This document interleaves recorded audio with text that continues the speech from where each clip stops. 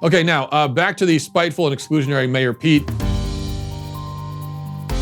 Case in point, the Buttigieg campaign sent around a survey to their staff a few days ago. And Reed Epstein, reporter for the New York Times, has more information about this survey. So I want you to take a look at this. Here's the screenshot of his tweet about it. Epstein reports, Buttigieg staffers circulated a survey of microaggressions on the campaign. Please only fill out this survey if you identify as a person of color, it reads. Answers, quote, will be used to inform our white colleagues about privilege and microaggressions. And then you can see the actual survey there. Not sure if it's too small to read. It says, yes, please only fill out the survey if you identify as a person of color, so on and so forth. And then it says, in the workplace, have you ever experienced the following from a white colleague?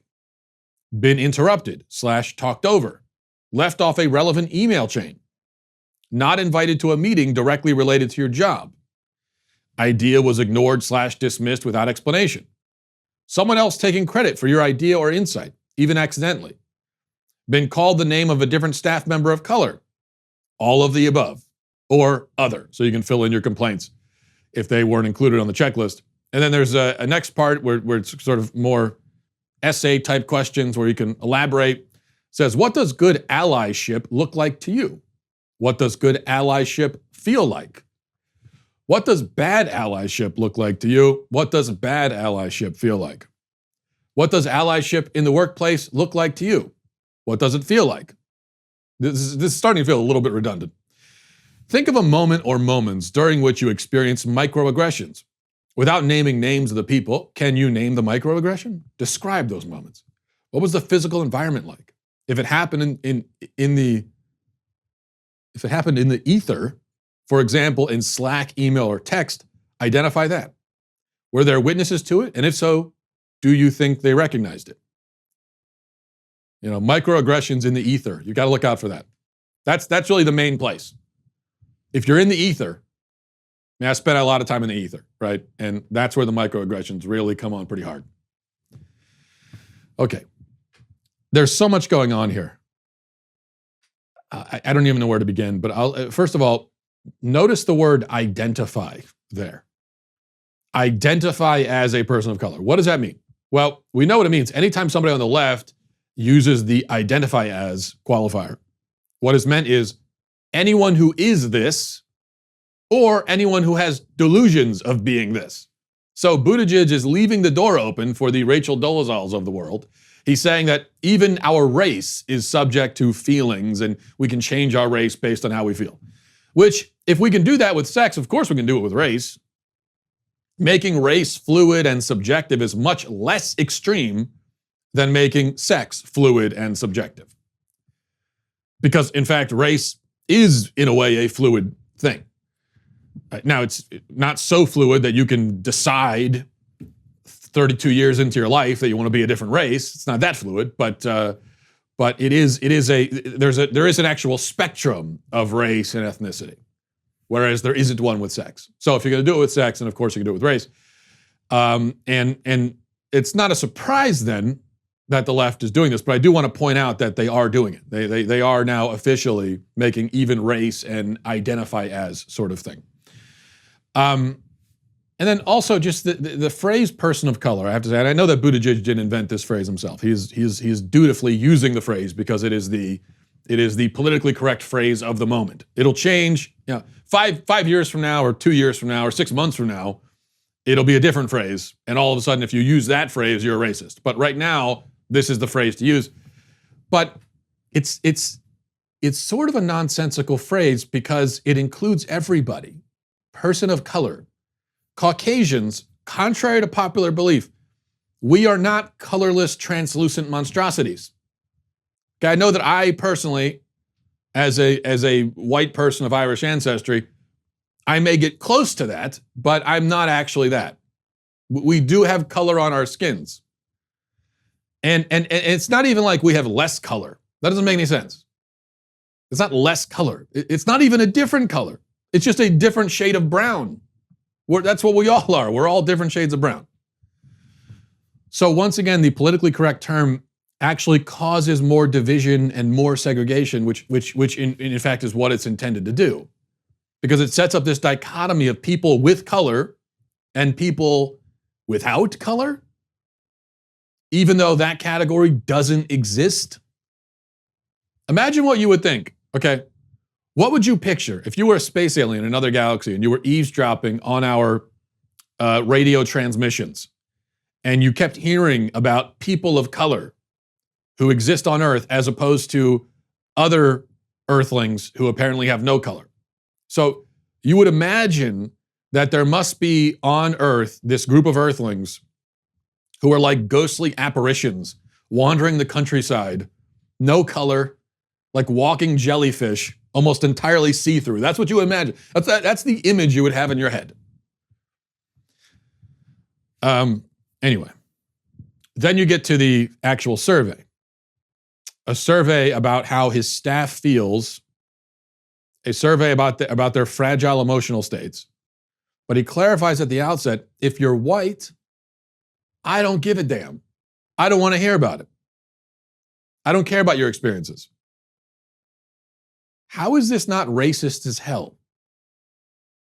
I mean, how is it even legal? Forget about ethical.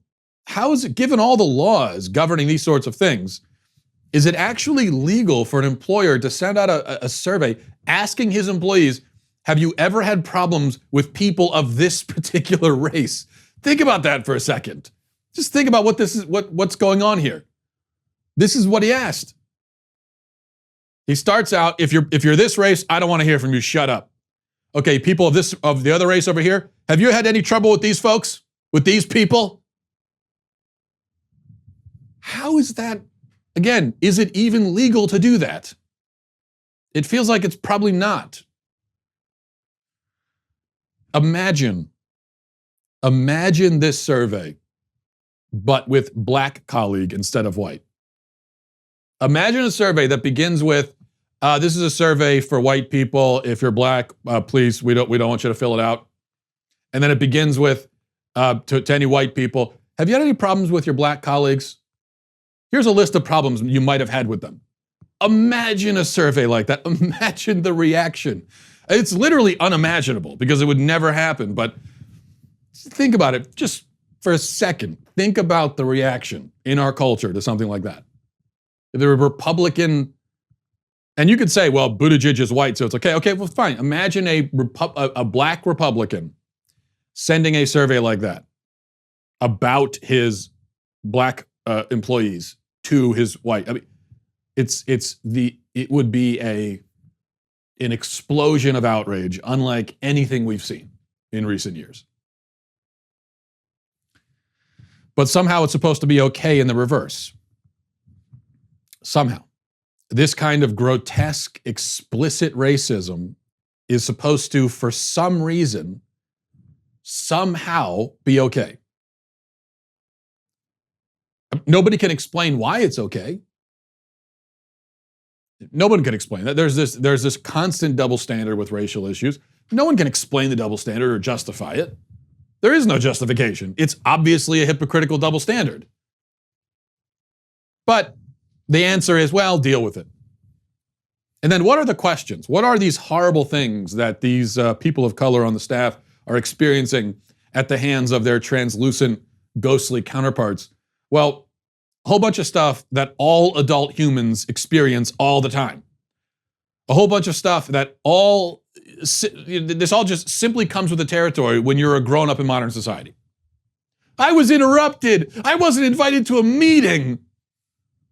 Oh, what persecution, what a burden. First of all, not being invited to a meeting is a blessing. Who complains about not being invited to a meeting? When I don't get invited to meetings, I throw a party. It's the greatest thing in the world to not have to go to a meeting.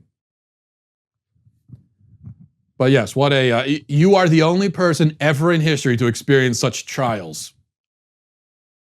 People are so desperate for persecution that they cling to these minor social miscues and annoyances.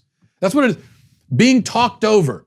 That happens to everyone literally every single day. It happens to every person.